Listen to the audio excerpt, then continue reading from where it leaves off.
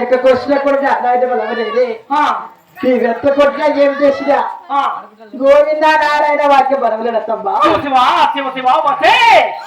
నీకు ఎందుకు ఏమి చేసినా ఏ మాత్రం సిగ్గు తెరవ మానవీయం లేకుండా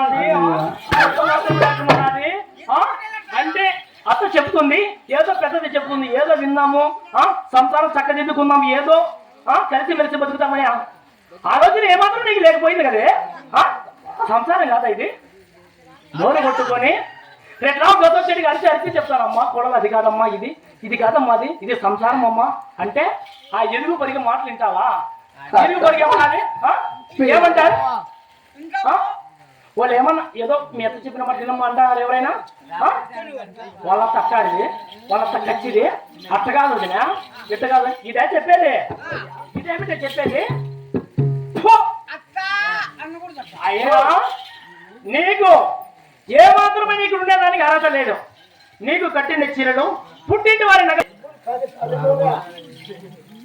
16 మూర చీర కడతారు. రాను రాను వ్యాపార రీతి కోసం 12 మూర చీర ఉంది చూడు. కానీ ఇప్పుడు నీకు 7 మూర చీర మాత్రమే ఇస్తున్నా. అది కట్టుకోవడానికి సరిపోకూడదు, చుట్టుకోవడానికి సరిపోకూడదు. అప్పుడు కానీ నీకు సిగ్గు శరము మానవే వస్తే గుండదా